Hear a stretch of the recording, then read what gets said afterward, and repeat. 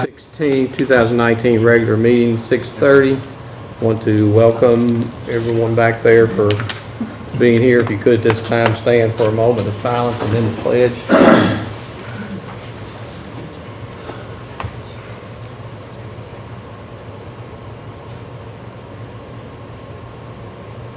Now the pledge. I pledge allegiance to the flag of the United States of America and to the republic for which it stands, one nation, under God, indivisible, with liberty and justice for all.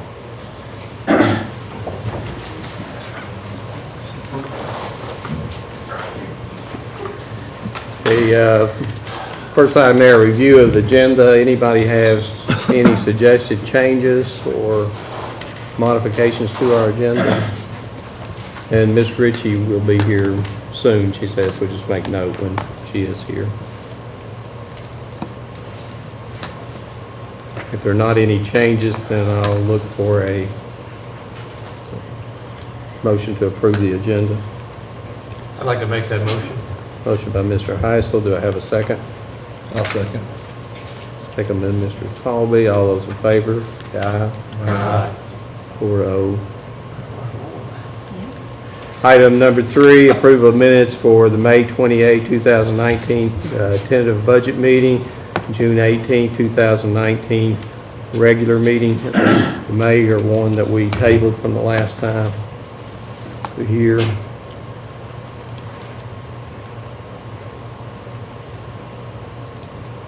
Make a motion to approve those minutes.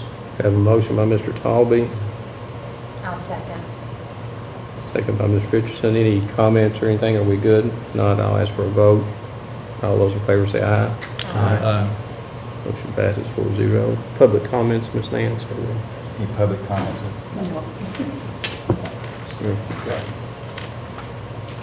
Okay, item number 4, consider approval to purchase English language arts curriculum for grades 9 through 12 for George Rogers Clark High School. Mr. Christie. Recommendation to purchase the Mifflin Harcourt Collections curriculum. This will give us an aligned curriculum for 9 through 12. The purchase price you see down there listed at $93,315. I will tell you that is the maximum. We would negotiate any deliveries, any other thing on that, so that would be a maximum. That's just a quote, and we haven't begun to get them down on that yet, so it's going to be definitely less than that. Make an aligned curriculum. I think you remember last month I gave you a copy of curriculum needs. It's quite extensive. You note that was the number one priority. That was the first thing. That was our first thing that we needed to do. We would like to, from this, once we get this, come back and go and start through a 6-year plan for curriculum, so you know what's coming each year. We have not adopted a science curriculum. They just passed the social studies curriculum, so we're going to be having to deal with that sometime soon also. Board member questions, comments? Mr. Christie, is this a new curriculum? It's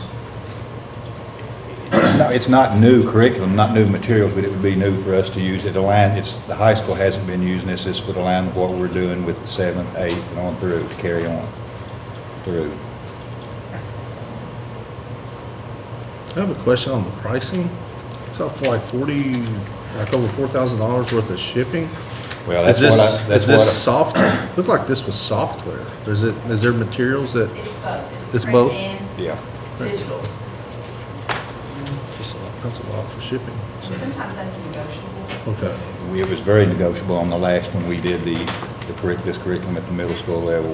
We picked it up and we actually ended up saving $10,000 or $11,000 on shipping. So we're going to negotiate with that too.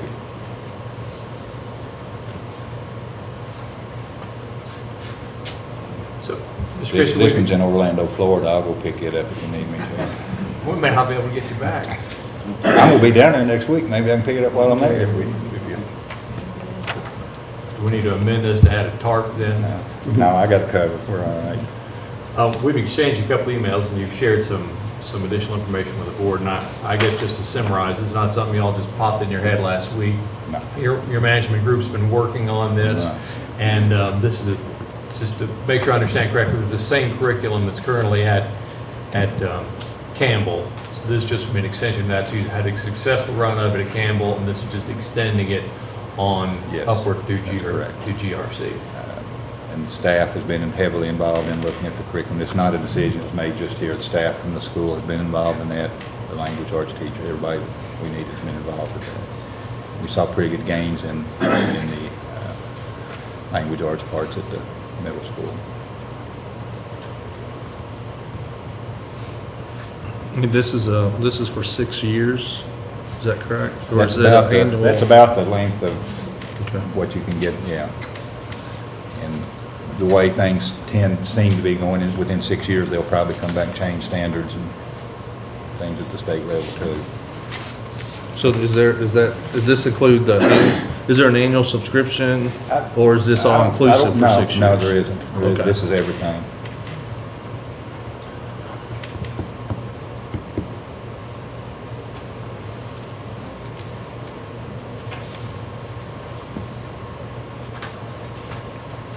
Other questions, comments?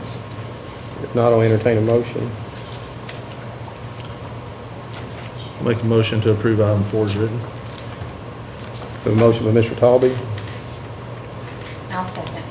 second by Ms. Richardson. All those in favor say aye. Aye. Opposed? Thank you. Did you get, is it 6:32 since you came in? Okay. Item number 5, review of the preliminary fourth quarter finances for the general fund. Mr. Christie and Ms. Ellis. Board permission, I'll ask Alicia to come up if she would.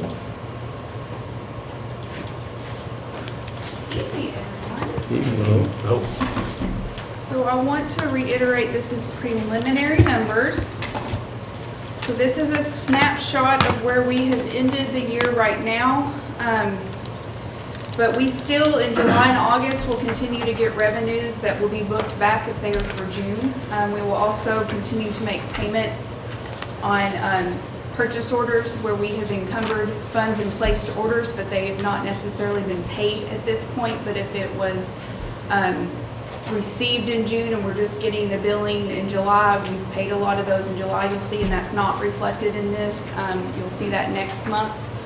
And also, it could be, we encumbered something, the price came in different, so that's money back in the budget once the invoice is paid that didn't get spent. So that, makes the expense side look better, not spending as much. Just quick synopsis, if you flip to the first slide there, this is revenue for just this year. And from what we budgeted revenue-wise, taking out our on-behalfs, which is a number that is that balances both sides, revenue and expense. It's a flush number, so we don't count that in this year's money that we're talking about right now. If you pull that number back, it looks like we're about $200,000 short of what we budgeted. Again, we're still receiving revenues that will be booked back. So that will help kind of bring that number up. I know that we're probably going to get roughly $40,000 more in Medicaid. We just received a reimbursement from unemployment insurance for about $28,000. So those two numbers will take off of that $200,000 to make us closer to our budget. It's always a crapshoot on delinquent and omitted taxes. We don't know what those are going to be till we get the deposits. So we kind of just do an average of those budgets historically, and the same thing with miscellaneous revenue. It's a historical average of what we've brought in. Are there any questions on the revenue side right now? Yes, sir. in terms of hoping what else might come in, general property tax, do we think some of that might still come in that would go back to this year, or is that door closed? I did go ahead and account for what we brought in July and had booked back to June. It's not on your monthly financial statement in the packet, but I did go ahead and account for it here. So we do not anticipate from this report that you're looking at right now any more property taxes. So with us being approximately 200,000 short on that, does that give you some concern that will probably also be reflected in our results for 2020? Again, that is roughly we don't know how the collection rate of the sheriff has done very well this year. There's been a lot more delinquent taxes paid. So that's why you see that number up. Franchise tax is up, so, I mean, we budget the best we can. Well, I wouldn't can't criticize make- that. Oh, no, I'm not saying wondering. you are, I'm just saying I budget the best I can. I don't know that that necessarily reflects next year that we'll be short 200,000. I mean, we were over property taxes last year, so it's, you just never know. And it's coming to that collection rate. And he's done a fantastic job. We're at 98% on the property tax. It's 112% from what we budgeted on the franchise personal property taxes. So, I mean, that's a great rate. And as Mr. Christie is, conversations with other districts that he goes to, they do not have as good a collection rates as we do here in Clark County. So when you look, if you'll flip to the next slide, when you look at the 3-year comparison to where we were at this time in the previous years, again, this is preliminary numbers even for the previous years. The percentages are very close. We're 81, 84, 83% there on collections. So I just want to make a note on, miscellaneous revenue in FY18 looks very large. That is the instance where we started that insured cash sweep last year, and it was being recorded as a miscellaneous revenue back and forth, which was making our revenues every month go up and down. And the auditors suggest when they came last year to do basically a contra cash account, which is what we've been doing this year, so it wasn't hitting a revenue. So that's the big difference in miscellaneous revenue for the prior year. And the year before that, in 17, we got a huge influx of E-rate money due to the programming at that time. There was about $300,000 in E-rate, and that was money we had to spend out, and then we got reimbursed a percentage. And that was the FY17 year, which is not something that has reoccurred in that capacity every year. We still get a little bit of E-rate money, but nothing like that $300,000 in FY17. Any questions before we move on to expenses? Okay, we'll flip on to the next one right there. So this is by object code. So this is our salaries, benefits. As you can see, the biggest one at the top, we overspent on our salaries. And that is greatly due to the 25 growth positions that we added in this school year. More than half of those were special education needs. So when I went back and looked at the individual budgeted areas of the payroll that truly went over, it was in our SPED area was the bulk of what caused our payroll to go over, and that's based on student need. I mean, that's something that is assessed every year based on our students, and when the need's there, you have to provide the staffing for it. So that is the bulk of our payroll overage. I don't typically, when we add those growth positions every year, move a budget. So what we budgeted at the working budget for salaries and benefits is the budget. And then we've added 25 positions onto that. There was only, I don't have it right in front of me, I think there was only 4 or 5 that were actual teachers. These were instructional aides, and they were working with SPED students and some other things, some ELL language barrier issues that we were having to deal with. There were 6 growth teachers. 2 of those were ESF, so 4 teachers at the buildings. I will say that when you have to add a growth teacher, that means before you add that growth teacher that your enrollment is up. And because of that enrollment being up, our seat money did increase Yes. 260-some thousand. There was an increase in seat due to higher numbers last year that we didn't anticipate in some areas. But So we think we'll rehire? no, all those 25 people, all but 1 or 2, and that's those ESL folks that I told you about that are so difficult to find that can translate. We kept those because we don't expect those numbers to go down. But all those other positions are not there yet. We'll determine that 5 days into school and throughout the year. If the numbers grow, then we'll do the growth positions. Only when you have the students to support that. And to get a teacher, I'll tell you quickly, to get a teacher to qualify to get an additional teacher in a classroom, they have to be at least 12 students over the state cap size before we'll put consider another teacher. That's not 12 in the entire building, it's got to be 12 at a grade level. It's very specific. So when you put a growth teacher, it's because you've got the kids in the seats. We don't do any based on projected enrollments or anything like that. And the biggest portion of employee benefits, you see, it says we've only spent 27% at this point. Well, on behalfs have not been recorded, and that's the largest part of the benefits budget is that on behalf number. So that will be finalized. A lot of numbers will be finalized when we talk with our audit, which is not till November. So nothing is final in our numbers till our auditors review everything and say that we've done what we needed to do for the year, and then we'll be back in November to show you those final numbers. The other area I just wanted to point out down at the 0800, the debt service and miscellaneous, where it shows we've only spent 8%, that's where contingency is budgeted. We do not spend contingency, it gets moved. Every time you all say to spend something or we move it up into one of those other categories. So everything you all have approved this year to be spent is reflected in this total. It's just in one of those other categories depending on what the expense was that you approved. And so if you flip to the next slide for the 3-year comparison, you can see spending wise, we're actually down from the prior year and up a little bit from 17, but prior year, the biggest total is down there in other items, and that is money that was transferred to the construction fund.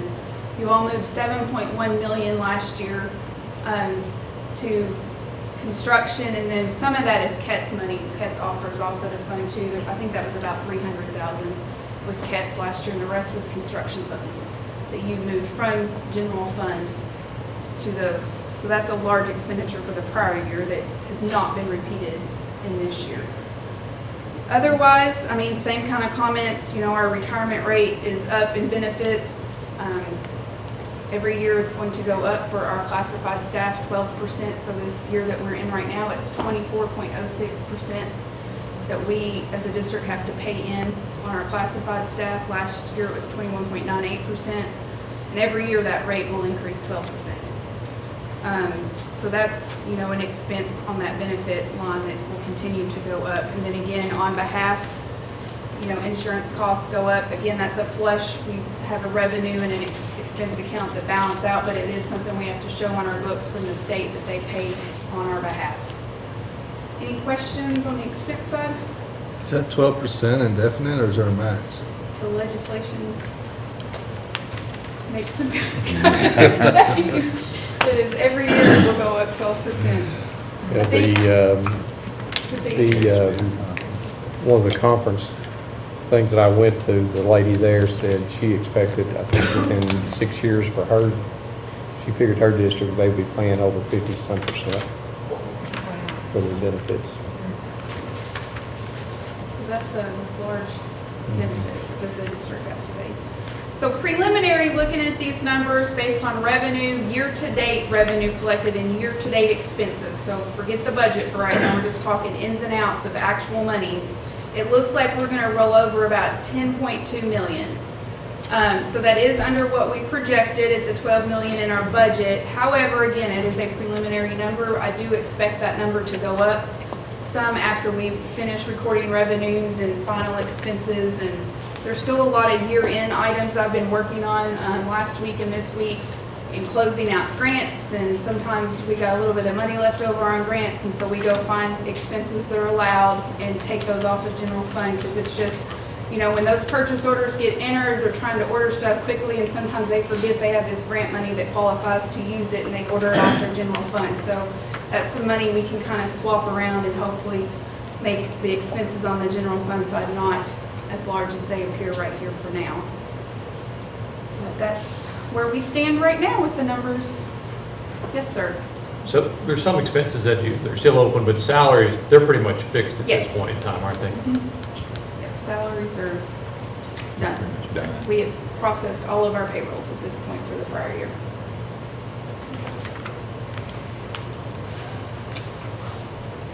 And then also you were provided a list of the one-time expenditures, which is what we were referring to. The top half of that is those growth positions that we've added, you know, to the tune of, this is with benefits on it, salary and benefits, to $755,000 is what we added in those growth positions that were not in the payroll budget. So that's a good chunk of why we went over on payroll.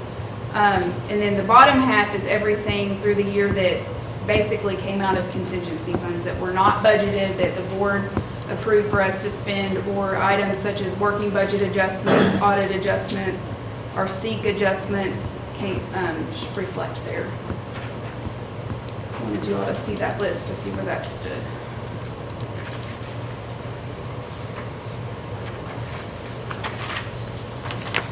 Questions, comments? Appreciate it. Thank you, Alicia, appreciate it. Item number 6, approval to amend Board Policy 09.31, Athletics and Sports Activities, and Board Procedure 09.33, AP.2, Booster Club Support Club Agreement. Mr. Talby had asked me if I would put this on the agenda, so I'm going to ask him for any ideas or thoughts that he has concerning this policy. Yeah, so, I wanted to have a discussion with the board and get thoughts on amending, the booster agreements.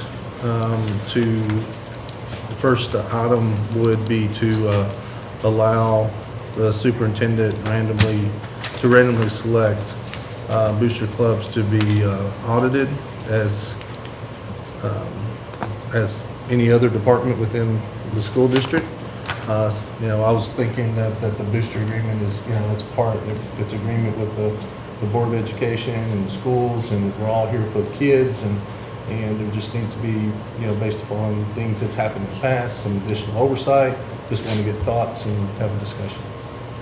That's item 1. Who would pay for those audits? I know the booster clubs would be mighty scared thinking about Yeah, that. I would Not scared think so much about the audit, but of paying for it. Yeah, I would think if the superintendent decided, then that would fall upon the school district to pay for the audit. Well, it's, just from what I think I learned, Alicia, you can correct me if you're there, that I learned this weekend of going, that if it is an internal control, in other words, I guess if their money is being stored at our place, then they can come under our control and be a part of our audits. If they are external and I guess have their own tax ID or whatever, and I don't know how many clubs we have that are that way or whatever, but we have no control over auditing them. That's what I was told. I asked that question to a lady this weekend. All of Alicia, them, do you all have of them are any? that way, No, that including your is PTOs. That's correct from what? And most of them are probably that way. So all of our PTOs, boosters are- PTAs, and all boosters are all separate organizations. Now, that's why I asked that question to a lady that was going over this past weekend about auditing those, because she was saying that they have some in their district that they do include in the audits, but then they have some that, I think she said hers, all of her athletics was done that way, but like her band organization was a separate one, and so they did not have any controls over auditing those. Now, those people, even according to our agreement, are required to turn in I think it says a detailed financial statement at the end of the year, so we should have some sort of control there. Of course, they are bound, you know, in this by all the rules that we have as well, so especially, you know, with the Title IX and those type of things that they have to comply with. But now that's, you know, Alicia seems to agree with that assessment. So I'd ask Mr. Christie, maybe even Alicia, do you all feel comfortable with the oversight that we are allowed to do with the booster agreements as it is in place today? Yes. I mean, is it, okay, I mean, there's really nothing else we could do. If we can get all the documentation, it's sufficient to be able to make the reviews. That's part of, and if we've had an additional position in finance this past couple of years, and she's been more Focus on heavy on boosters. contacting and getting that. So this year's been a good year of getting documents in. We still lack some documents, but for the most part, it's a lot more documentation than we've gotten in years past. But we get monthly bank statements, we get the budget at the beginning of the year, we get the annual financial statement from them at the end of the year. So we have all of that stuff to review annually. Now, the audit, with IRS compliance, they're supposed to be doing the audit on their own anyway to be compliant with, depending on how much money they raise. There's Right. rules on the financial side if they truly need an audit or file a tax return based on the amount of money they And if they do that, if they meet that line, then they're required to get it. They're They do required have to do to pay that. for it, and that's part of their being licensed as a non-profit. Getting the tax ID Yeah, number. tax ID number. I'll pass this around. You'll see the things that we require the Booster Club to do for us, that we maintain a checklist of here, and you'll see each group, and then in the back page is your PTAs and PTOs. We do the same thing with them. That's all, the certificate of liability insurance, all those things that, you know, that we. And the yellow is. The yellow's items the ones that's that we're being missing. missed. That's, the yellow's the ones that we're missing right now, so and what happens with boosters, you'll see they'll go fine for a while, then there's a change in the officers, and now we require boosters and coaches, and I do all my central office staff, anybody that handles any kind of finance, and we do Red Book training. That's a mandatory thing that I've put in for every coach, every assistant coach, and booster officer to attend Red Book training annually. That's a new requirement that we're doing. This is our second year of doing the required training, I think, for everybody. Okay. Just that was another stop check we put in there, you know, make sure everybody's getting the training. Before, it was just select ones and some head coaches, but now we're doing boosters and everybody. Now, I just want to add discussion, see if there was any other additional oversights that could be implemented, and if you're all comfortable with the way it is in place today, I'm comfortable with that. Yeah, there was a change made several years ago, and, as y'all might know, I used to be in the band, was the treasurer, and, we would, like you said, we have to send the bank statements in every month with the copies of the checks, so if there was a question about something being amiss, that was all in the hands of the school that could investigate it if they wanted to. Yeah. I think that was an improvement. Our auditors, they'll check for compliance on these things. They don't go in and actually audit their figures. At McCrary and Sparks that we have, they won't go in and do an audit of their finances. They audit for compliance to all of these things. We're checked on that, make sure that everybody's being compliant. Right. The second item that we wanted to discuss with the board is possible addition or additional verbiage to booster agreements on the recent vendor contract that the board decided to move forward with. Now as a central contract, so to speak, wanted to have a discussion on should there be language in there, the booster agreements to have clarity on what they should purchase through the selected vendor and what they're allowed not to, or what they're allowed to do on their own. And after we talked about that and checking with, I'll throw the name Wayne Young, who's our KSBA state attorney. He says you can put it in. You certainly can put it in there, but they would not be. You can't hold them liable. You can't mandate who they purchase from. As long as they're separate. Yes, now. But however, even if the booster club comes in and says, we're going to buy certain things, and they put the money into the school account for that to be, if it goes into a school account anyway, it's mandatory. They're going through this now, but I would not object to having a line there and leaving that a blank line, like we've talked about, and we can fill in who that is, and we will certainly put verbiage in there that would recommend that they, due to the rebates and the other things that we get from their purchasing from this agency, we highly recommend. That's what they were told at the coaches meeting already. They've already been told that if there's a penny of school money goes in, then you're bound by the purchasing agents. If it's boosters, we highly recommend that you do, because of the boosters and the kids and the organizations reap the benefits at the end of the year in the rebates. So it's to their advantage to do that. And So make sure I understand what you're saying. So what you're saying is the contract that the board agreed to with current vendor that said that certain things need to be purchased and wore on certain game days is out the window. If the boosters pay for it themselves, they can do anything they want to do. No, you couldn't. I mean, we're still bound. When we signed that, when the board approved that, then that's a direction to Mr. Christie to make sure that our teams follow this. If the booster club went out and bought something outside of the realm of that, they can buy it, but we can't wear it. Well, that's why I want See, to that's have where clarity you're at, inside and I think that they do need to understand that. Now, as it was said in that meeting, I believe if you remember said in that meeting, that if a parent bought it, if a parent went Yeah. out and bought Like it, the there's police. nothing we can do Right. about that.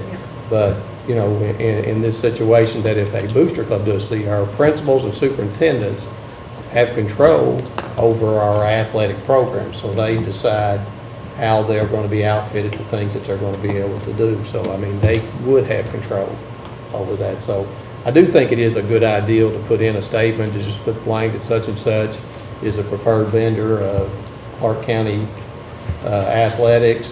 We encourage all booster clubs to look first at buying from here due to, as Mr. Christie said, the rebate programs that we have in place, and that comes back to that. Obviously, if they can find something they need, that the kids need that's at a cheaper level or something, then, you know, by all means, you know, to do that. But to be able to support our programs, they do need to know the things that those kids have to be wearing at that time, so.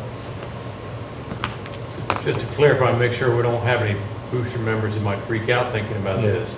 If they're gonna buy something in the future, let's say they're gonna get a new, obviously a uniform or something like that, then it wouldn't be very nice for them to go out and buy something with a logo that's not within that organization.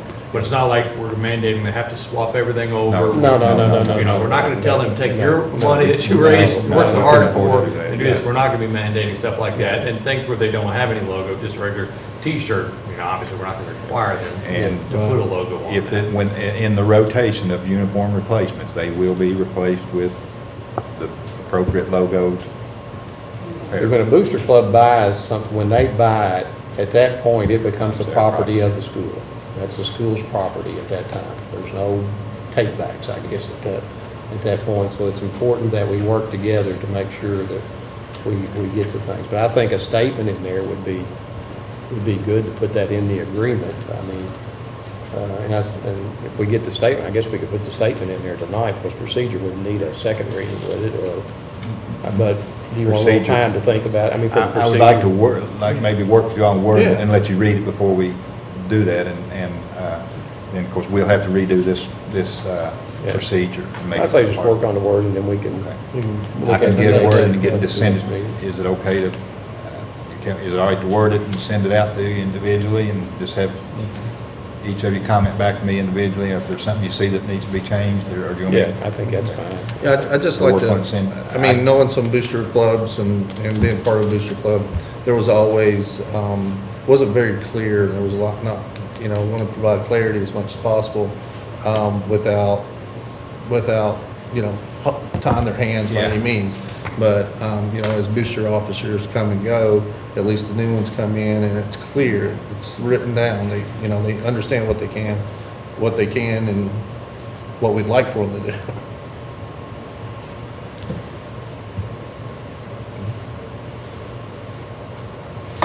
I'll work on So we that. just do a If that's what you statement want and me to bring directly that do, I'll back. work on that, and I'll So should we move to table item 6 to the next meeting, or should we, or, because we still have to approve the procedure. If you change the procedure, we if still I have change any of the to. words or add anything to the procedure, still you'll have do to it as a change it. procedure change. That takes one meeting. And it really, to do it, it needs to be advertised on an agenda before you change the procedure. So are we fine with trying to table this? Mhm. To have a motion to table until? I'll make a motion to Motion table by it. Mr. Talby, I'll second that. second by Mr. Hines. So all those in favor, say aye. I'll give it to you and send it to you and let you approve, and I'll send it to each member and Sounds good. get feedback. All right, item number 7, consider approval of change of index for the position of Director of Food Services. Mr. Christie. Make a recommendation to change the index for the position of the Director of Food Services to an index of 12.5. That's the lowest of all of the indexes of any director position in the district. The funding for that would come from Fund 51, which means it would come out of food services. So that means it's at no cost to the board or to the general fund.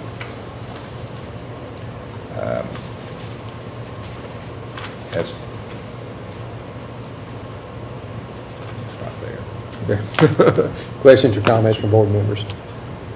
I've really been confused as to exactly what the change in this index means. 'Cause what we have published is we have classified salary schedule. And so we have pay scale S16, S15, S17 there at the bottom, and I believe S15 is the one we're talking about. So I would like to know, just for clarification, exactly what you're proposing, because it's not clear to me exactly how the numbers would change, how the 12.5 would work, and how the 3.5 is there right now. Instead of an index of 3.5, it would be an index of 12.5. Okay. Most- Can you that's- give an example of how that would change on any of the years, just so I can get a better feel for how this works, because I'm not getting it. I'll ask Alicia as far as to explain the index and how that would change over the years. It's not changing the base pay, that we got a set salary schedule that the base pay stays the same. The extended days would stay the same. It's just the amount of the index would change. So essentially what is listed on the salary schedule Is right without. now, you would deduct off the 3.5%. Because what's listed there, it may be the schedule simpler in the last 2 years we combined it. It used to only list the base pay and then said, these different tables had extended days and indexes. Well, now the salary just has it all in there, lump sum total, this is what it is. So basically, you reduce off the 3.5% and add back the 12.5%. So every single year would change that percentage change. Okay. So if we go back to the number that's the index, is the base index the same for position S16 as S17? Does it start with the same index? So base 17 used to be based on the so those salary positions used to be based on the rank schedule on the certified side, but when the pay raises started getting difference between certified and classified, it's kind of broke off and it's a separate table now. But essentially, 17 is a rank 2, you could call that, and then 15, food service director, is a rank 3. So the base pay is different to start with. And then you add your extended days onto that and percentage index onto that. Okay, so so I could go back to the rank 3 schedule as my starting point, add extended days, and then multiply that times either 1.035 or 1.125, and that'll give me what you're proposing. And so the difference is one's based on rank 2 and the other's based on rank 3.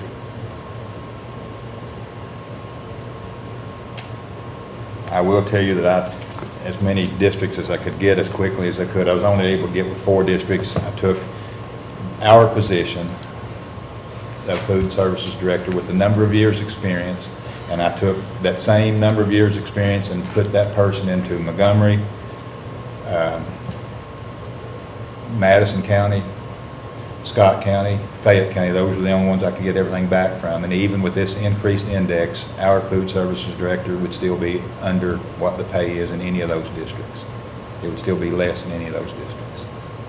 So, What was it, Montgomery, Madison, Scott, and what? and Fayette, I mean, those are the ones that I could get the stuff for. Even below Montgomery. And when you add this index to it.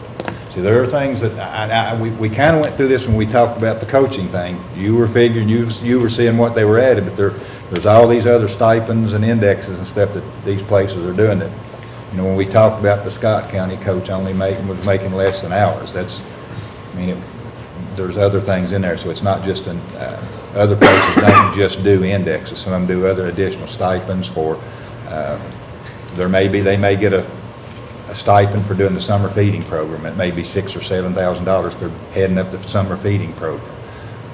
Additional things so when you look at the things that the food service director is getting, I just took our person with the number of years of experience that they have here, and I went to each of these 4 different counties and calculated, or had them calculate what our person would make, and ours was less than any of those 4. Even less than Fayette. Yeah. Well, That's a little Yeah. something. Yeah. we could have put two in for that. The rascals at Fayette. Yeah. Other questions or comments? In our motion, do we need to put the number, should that be put in there instead of just to the change? Yeah, So to a 12.5 with index. the approval of a change, should we put from a thing or just to 12.5? To a 12.5 index. 12 points. So consider approval of a change, so approval of a change to 12.5, to a 12.5 index And for the position. For clarity of minutes, if you want to put to be funded by Fund 51, that takes it off the board. Funded by Fund 51. 51. 51. That's food service. Okay. Do I have a motion? I'll make that motion. Got a motion by Ms. Ritchie, I'll second. second by Mr. Talby. Those for all those in favor say aye. Aye. Any opposed? Thank you. Passes. Item number 8, consider approval of annual contractual agreement with the Clark County Geographic Information Consortium for mapping and geographic services in the amount of $32,000. Mr. Christie, and also Mr. Berry is here tonight. Thank you for coming. Appreciate it. You don't need to come up unless somebody has a question right there. My recommendation would be to continue to pay the Clark County GIS Consortium for mapping and geographic services in the amount of $32,000. Is that what it has been? Yes. Comments, questions from any other board members? And this is something we update every year, Oh, right? yes. And I might add, we, not only do we update, if there's changes throughout the year, anything in our mapping, we rely on this to make changes throughout the year for mapping for buses and routing and those kinds of things. So it's continually, he's continually updating it. So when we get to it, it's already updated. No other questions, I entertain a motion. I'll make that motion. Motion by Ms. Ritchie, I'll second it. second by Mr. Heisel. All those in favor say aye. Aye. Thank you. Thank you for coming, Mr. Moore. Appreciate it. Appreciate it. Item number 9, consider approval of classified evaluation plans. Mr. Christie,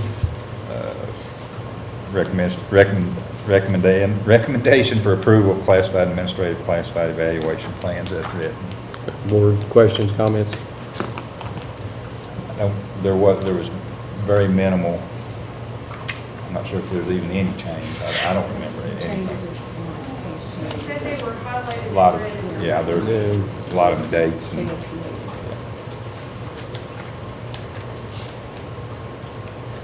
primary dates. Any questions, comments on this one? If none, I'll entertain a motion. I'll make that motion. Motion by Mr. Talby, Second. second by Ms. Ritchie. All those in favor say aye. Aye. Motion passes. Item number 10, consider approval of 2019-2020 Clark County Public Schools employee and substitute teacher employee handbooks. Mr. Christie, Recommendation for approval of the employee handbook. You'll note any changes I think are highlighted in that particular one. questions, comments from board members? You're going to see as we go through all these handbooks, the majority of the changes are those that transpired from the approval of the policies and procedures that you just approved last week, and that's the bulk of the changes, along with dates. I will mention as we get, because this will come up in the next one, probably the letter that goes in the front of the handbooks, the greeting letter that comes from me in the front of the handbooks. We have that written.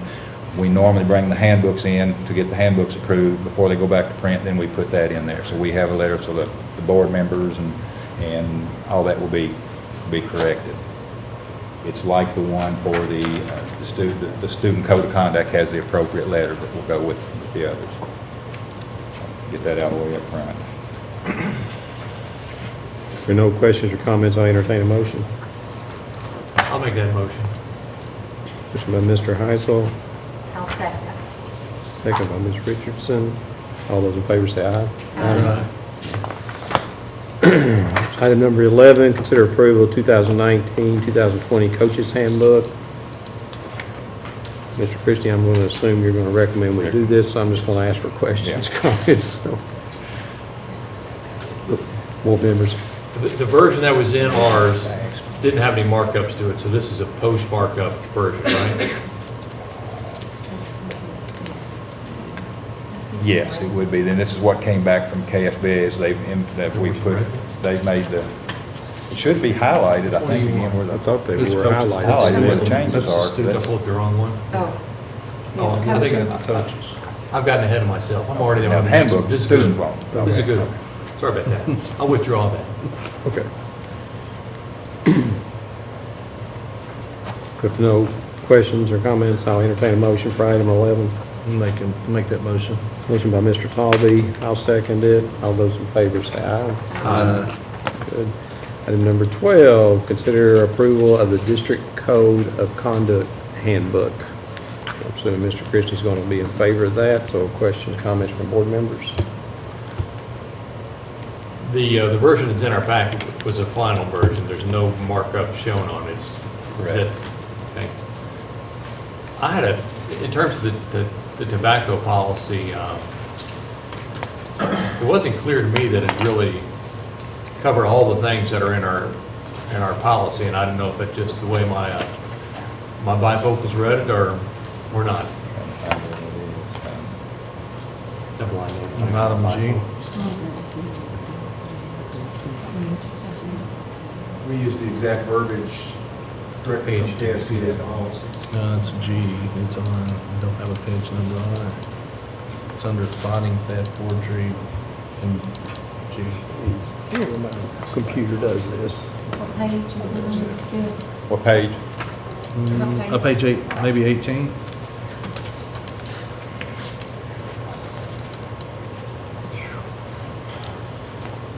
My computer won't work.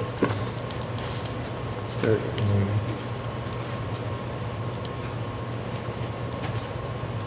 Okay, that one is there.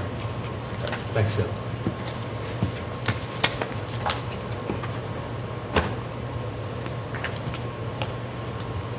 And same thing about the cover letters on this one, too. Same thing, yes. I think that code of conduct, I think, is the,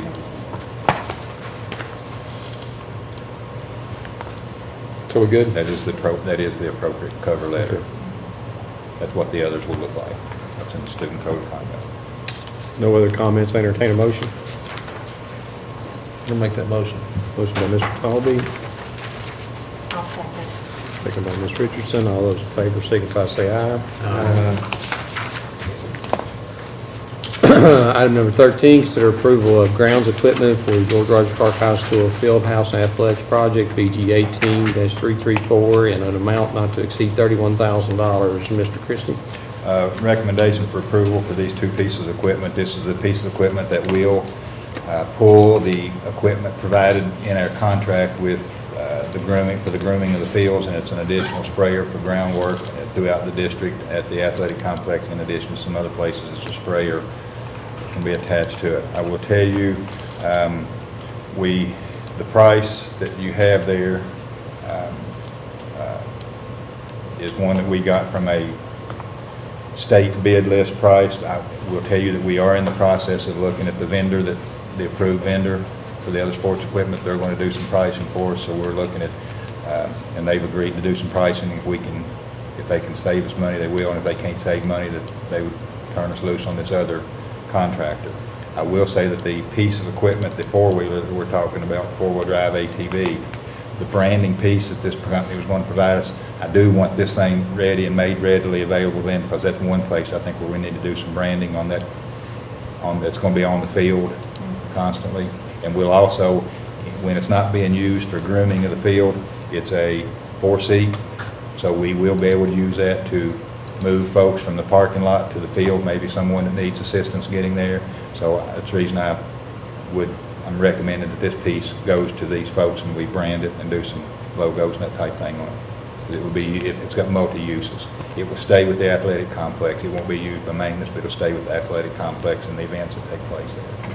So the branding, can you We'll do work, that for me? we got a meeting set up, and these folks are coming in, they're gonna go with us and tour some facilities. It's coming up on the I think it's the 23rd. I have to go back and look at my calendar, but they're sending someone from their firm that's over the branding, and they're gonna meet with our people, and they're gonna walk the stadium, the gym, ask them to walk Campbell Field, you know, up at behind Campbell, to look at branding, and that's one of the things that if we purchase this, we would make that particular model number and everything available to them so that they could look at some, the word is, it's an overlay, what? Wrap. Wrap, yeah, there you go, that's what I was looking for, wrap. And they said they could help us with that. So where are we proposing to garage this ATV? It'll probably be at the athletic complex. Just sitting outside? No, be locked up inside. You mean inside, okay, inside the field house? No, it'll be inside the stadium. There's a garage there. When you walk into the stadium, in the big opening part there off to your right, you'll see an overhead garage door there. Mhm. There's room in there for the equipment, and it's to be stored inside. So just to understand the quotes here, there's other items that's listed that, but, on the quotes, that were just, considering the Kubota and the field grass sprayer. Yes, some of the other equipment we've already purchased through maintenance. It didn't come to the board to ask for that. We purchased it because it's being used in other places other than just at the athletic fields. It's a district piece of equipment. And the plow blade would be addressed later. Yes. Yep. Okay. I don't know how much plowing we can do on the turf. I don't know about that. Maybe a snow blower. Yeah. I wish we'd be playing when we had to worry about the snow. Yeah, I do too. That would be coming out of your construction contingency. Yes. Same sort of questions, the particular model you chose, you looked at others, and that's one that you And thought work gave us with, the best value for and the also working with VSEO in the field to assure that this particular piece of equipment would do the work that's going to be required to do pulling the grooming equipment. So he had some input on turf tires and those kinds of things. You mentioned, when this was not in use, it could help transport, guests or, you know, Yes. fans, handicapped down. From the parking lot to from the parking stadium. lot. Yes. What is the thought process on additional transport from the parking lot to the Well, stadium? Maintenance has something similar to this that we use. It doesn't, it's not it's a two-seater and it's got a dump bed, but we actually use it to transport people. The high school owns one. It's a four-seater. They already own one, so this will make three pieces. And for big events like graduation, we know there's going to be huge crowds. We work with the golf course and some others to get some golf carts and things. And I think we're probably, because of the distance between the parking lot to this, we're probably going to need to do that for most home football games. We're going to need to arrange to have 2 or 3 additional golf carts. And so we can get an idea of coming attractions, there's still more equipment just for the stadium. This is pretty It's much needed. does Like it for the, desks, this chairs. pretty much does it for the grooming of the fields and that kind of stuff. Because this, with the mowers and other things that we purchased, pretty much does it for the grooming. Now, there are lots of other pieces of equipment, weights, shelving, office equipment. We're in the process of now working through the list of things, that big list that we generated prior to the start of all of this, and we're working through that. And I have someone, now you'll see it, probably when you read my updates, I explained that I've hired somebody in that spot that's helping me oversee that to ensure that we're doing everything equitably across the air. And this is coming out of the construction fund for the field, or the, I mean, the contingency fund for the field. Yes. Okay. The gym. The gym and Nazium. Gym and stadium. Yeah, yeah. I just, No other questions, I entertain a motion. I'll make So, that. Go Can I ahead. ask one? So this total that we have on there is not to exceed in Yes. case this other company comes in with something Yeah. better? Okay. I'll make the motion to approve as written. Motion by Mr. Talby, I'll second. second by Ms. Richardson. All those in favor say aye. Aye. Item number 14, consider approval of 2019-2020 student handbook for GRC, Phoenix Academy, K through 8, and preschool. Board member comments or questions about these?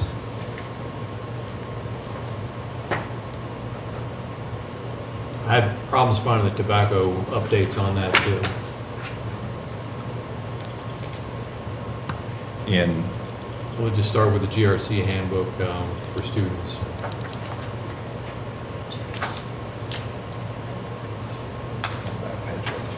So it's supposed to be on 25.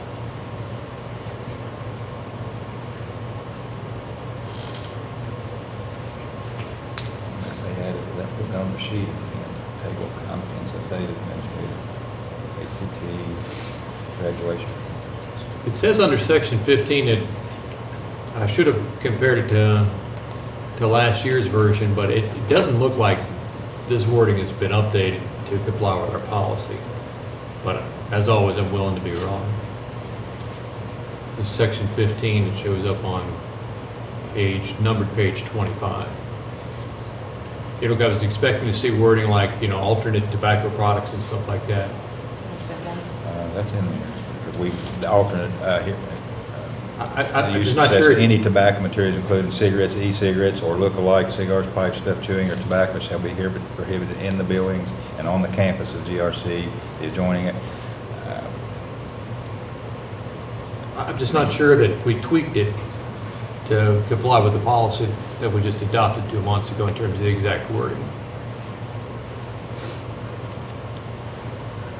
Go back and look at the exact wording on that again, because I think the feeling on this, that when you're talking about any tobacco materials, including cigarettes, e-cigarettes, that's the vapes, any of those things,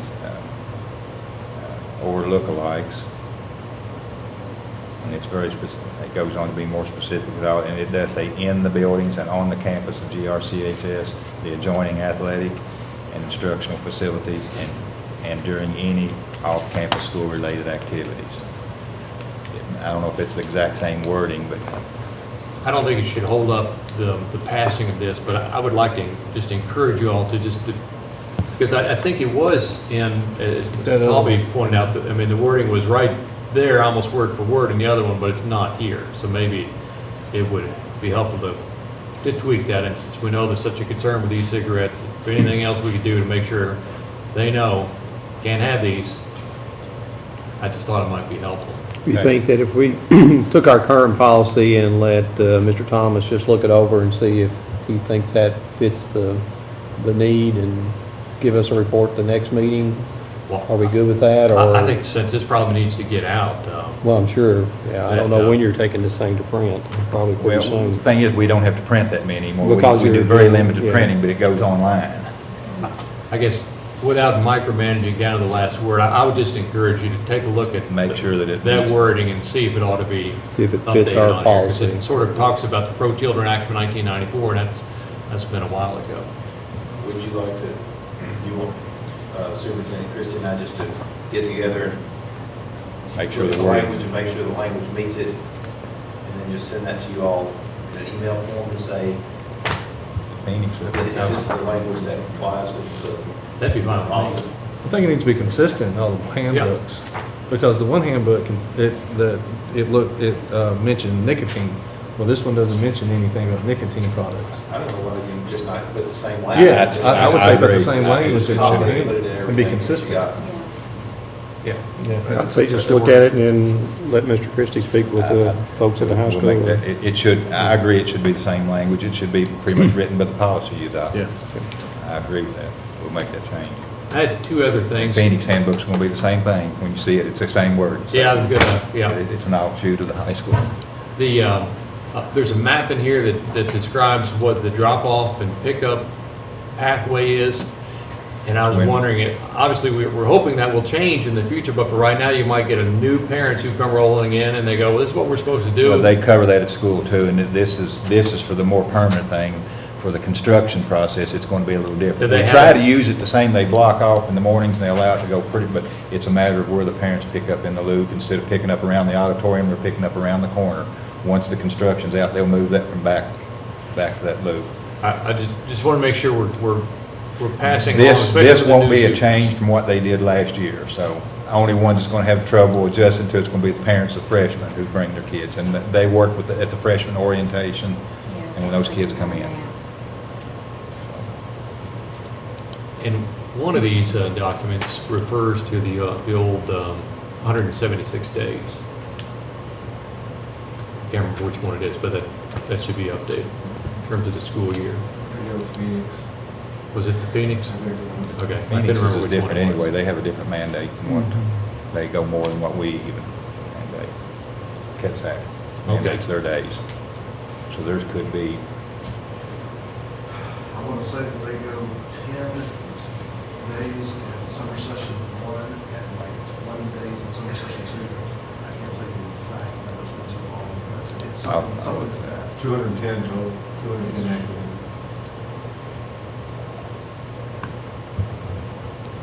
So we don't need to bog down on that, but I would just, if you I'll just look- I'll double make check, double check that. if there's a reference to 176 days in that, to tweak that. Hold up. Sorry. go ahead. Unless y'all are planning on go back up. Just kidding. I would update page 3 with in which one? 2019, In which one? letter from your letter, In which handbook? the handbook that we're It discussing. will be. Okay. The Yeah, letter, letters, the letter that showed up on the front of the code of conduct is the actual letter. These will not be printed or go to print without that page being replaced. And we have Okay. that letter that has the correct board members, everything's changed on it, and it's a different letter. It, It says July 2017 on it. Yeah, it's the K-8 book that had the 176 days in it. it's the what? The kindergarten through 8th grade, it's page 4 of that.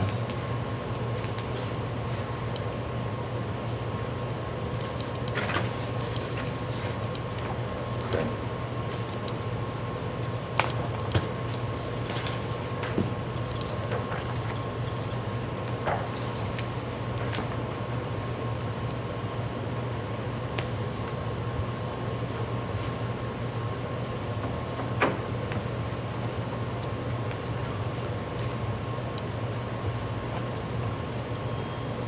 Any other questions, comments? If not, I'll entertain a motion.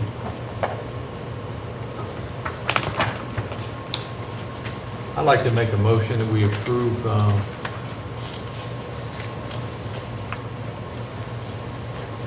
these handbooks and item number 14 with changes to be made in terms of the tobacco policy to make sure that's compliant with board policy, and update of the letter to the current version, update date changes as may be needed, and update the length of the school year, any other, plus any other miscellaneous typos that might be found between now and when you print this. Motion by Mr. Heisel, I'll second. second by Mr. Talby. All those in favor signify by saying aye.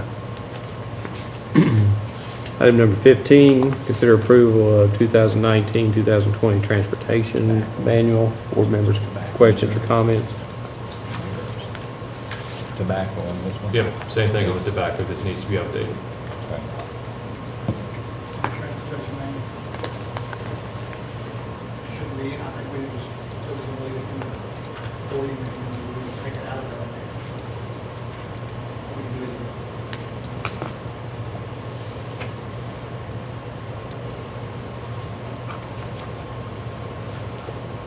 I think the clearest thing is just to make sure it's in here, because this has the potential of being a, Somebody, the first words, if Problematic it's a area. problem, somebody's gonna say, the first word, show me where it is, show me where it says I can't do that, so, yeah. we'll get it Unfortunately, in yeah. there. Just We'll be get it in. consistent too. Yep.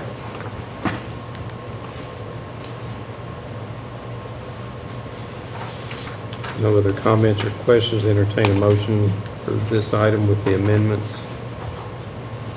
Make the motion to approve with the amendments. Motion by Mr. Talby. Do I have a second? I'll second. Second by Ms. Richardson. All those in favor say aye. Aye. Item number 16, consider approval of pay application number 19, Coldell Construction Contractor Suppliers for the GRC High School Gymnasium Athletics Field Project BG 16-238, total amount of $1,051,725.64. Mr. Christie, Recommendation for payment as requested, work for work done. board members, questions, comments? I had a question on page 35, there was a $12,500 allowance that was taken. I don't know if you had a chance to take a look at that. I just didn't understand what it was. I think I sent you the thing from Codell. Did you receive that one from Codell? Well, we Okay. exchanged a bunch of things, so we Yeah. might have gotten lost in the, in the shuffle.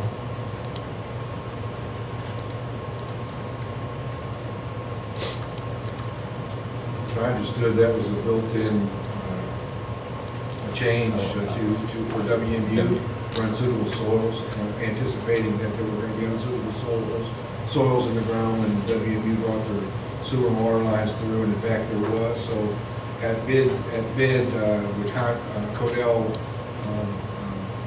designed into the bid project that potential for unsuitable soils, so the contractor didn't overbid that at bid time.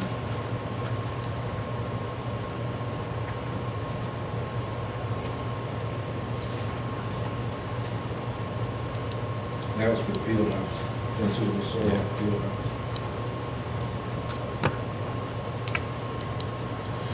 Other questions, comments? Not, I'll entertain a motion. I'll make that motion as written. Motion by Ms. Ritchie, I'll second it. All those in favor say aye. Motion passes. Yes, I did, thank you. I know. Item 17. One time, all right. Consider approval of pay application number 5, Codell Construction Contract Suppliers for the GRC's High School Field House Athletics Project BG 18334 in the amount of $806.83. Try to get ahead of myself. Mr. Christie. Recommendation for payment of pay application as requested. Questions, comments, board members? Things are rising up out of the ground now, isn't it? Going fast. It's a lot, I went out there the other day, it's a lot larger than it looks like. From the Field house? The field Yes. house, Yeah. yeah. We're still going up with it. Yeah. But I think in your update, I gave you a time that hopefully by next week, they're going to be at height, and they're going to be ready to start doing the decking and the trusses probably within the next week. They still have the exterior walls to build Yeah, up but too. they'll do the deck, the trusses and the decking on that first, and the others will come down. They come down a little bit. They're not quite as high as that. Other questions, comments? If not, I'll entertain a motion. I'll make the motion as written. Motion by Mr. Talby, do I have a second? Sorry, Sherry. Second by Ms. Richardson. All those in favor say aye. Aye. Item number 18, consider approval of pay application number 1514-31 to Ross Architects for the GRC High School Gymnasium Athletics Field BG 16238 in the amount of $9,249.31. Recommendation for payment as requested. Board members, questions or comments? If not, I'll entertain a motion. I'll make that motion. Motion by Mr. Heisel, do you have a second? So- Who's, somebody? Okay. Motion by Ms. Ritchie. All those in favor say aye. Item 19, consider approval of pay application number 1829-10 to Ross Architects for the GRC High School Fieldhouse Athletics Project, BG 18334, in the amount of $4,481.11. Mr. Christie, Recommendation for pay application as requested. board members, questions or comments? If not, I'll entertain a motion. I'll make that motion. Motion by Ms. Ritchie. Do I have a second? I'll second. Second by Ms. Richardson. All those in favor say aye. Aye. Item number 20, consider approval to equip 3 additional training rooms with all equipment and supplies for the George Rogers Clark High School Gymnasium Athletics Field Project BG 16238 in the amount not to exceed $40,000. Mr. Christie. Recommendation for permission to purchase equipment and supplies for 3 training rooms. That would be at the gymnasium, the football stadium, and the field house. I will tell you that $40,000 it's a not to exceed number. We've got a bid from the folks that we normally buy from. It's a medical supplier out of New York to give us the price. The actual price is about $37,000 or $38,000 total. We're working with our vendor, our approved vendor. They're looking over the list, anything that they can provide us at a cheaper or equal to rate, we're gonna go there. But I have an email from them giving us permission to go completely for everybody that's outside the network to do that, because they don't get into a lot of the medical supplies. So I've got that, but we're still working with them. Before we purchase it, we will work with them to get the best price. If it's with them or if it's the medical supplier. Board member questions, comments? Step in. So this is just to equip those training rooms? Yes. The other accessories have already been ordered, I believe, Yes. like the tables, the desks, chairs, whatever. We're in the cabinets. process of doing that, But yes. That's separate from we've this. already approved that, correct? Or did we not? You approved all the things that it takes to get the stadium and the ready for football and ready for soccer. Yes, you've Yeah. already done that. Okay. We're- And this is just to equip those This is areas? just some medical supplies and to Mhm. equip just that one particular training room. Okay. Tables, it's tapes, and there's some other stuff on here. 8 years as an EMT, I can't even tell you still what some of this stuff is, but it's medical supplies. Yeah. And that training room is underneath the stadium? Yes.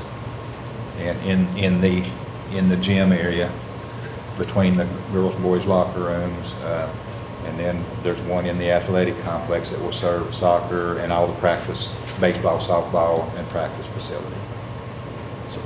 So I did a sort of this, looks like about $8,500 in supplies. And I guess, first of all, the trainers that you all use right now have been heavily involved in specifying all this, right? Dreyer Yes. consulted with us as Yes. well. Yeah. Yes. And then we get to about $15,000 in other equipment, which would be tables and pulse oximeters and things like that. And then there's 3 ice machines on there that's included in this. Where will those be In the located? training rooms. They're set up, they're plumbed in the training rooms. Do we need, is this something we need to go ahead and, I guess there's one at the stadium, and then the others will be where? At the new gym, and one will be in the field house. Okay, so that's where these 3 will, Yes. this is for all that. That will service all of your teams in their different locations. And even though they might have specified a particular vendor on here, once y'all get down to it, instead of getting something from Isomatic, you might decide to get something from, I don't know, And the ice Manitowoc or machines, whatever. tables and those things, that's one we're kind of looking at the vendor, because they're probably a little more in line with some of that than they would be some of the thermofoam padding and some of the skin-on-skin squares and those type of things. They said they don't normally deal in that stuff, and would have to go to an outside vendor just like this to get it for us. So they've given us permission to go outside the network to do whatever we need to on this entire order, but we're getting prices. If they're the same, we want to buy from them, because there's a rebate again for that. And we're not getting a rebate from the company that we bought for in the past years.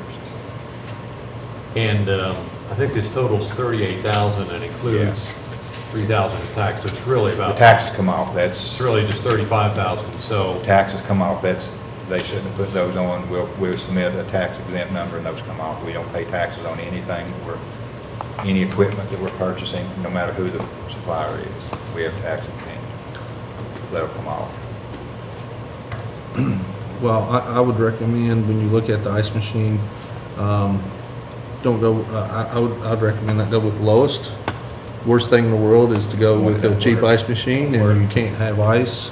You don't have ice when you need it, and you go into the ice cow, and Well, we will look, Boosters are they'll running even, around the trainer trying will to- even specify what types of ice it puts out, whether it's the cubes or whether it's the small, I mean, they'll specify, the Dreyer and those guys, they'll specify that. I don't know what kind of warranties they have. It'd be nice to get a long warranty with those. Well, we're getting ready to do others. We got concession stands coming up. We're just getting ready to start on concession stands, so we're gonna have another conversation at some point about what type of ice machines and how big, and of course, those in the concession stands are gonna be probably bigger than what these are. So what was listed in our line item request is $40,000, and the quote ties to $39,888, but that includes $3,000, so it makes me want to think we ought to approve $37,000. Well, I'm just telling you, it's not gonna go, I knew it wasn't gonna go to the 40, and I didn't realize at the time that I said that there were still taxes in there, so yes, that's gonna take it down even lower than what I expected, so. The only issue that I have with trying to lower, in a crunch time trying to get things done, and if something was to come up that we didn't have on there, and it went to 39,000, and we have to have a board meeting to do the next 2,000, that's the only reason I wouldn't recommend going down any on that. I mean, right now, I think they're running around crazy trying to get through building this thing and order the equipment to get in there at the same time. So I don't mind a little bit of leeway there myself. I don't think anybody's gonna try to make 3,000 off. They don't I think know we're what, trying to get the they don't best. know what the not to exceed number is. Yeah. We don't give that to our vendors, the not to exceed numbers. They don't know that. We're still trying to get the best price. And if the motion just refers to this as training room equipment and supply, that would sort of box that in. You know, that you couldn't just say, hey, we got 3,000, so we'll just add a desk in here for the coach's office. That wouldn't. Exactly. Could do that. Exactly. This is just what's on this order right here. Training equipment and supply, including 3 ice machines.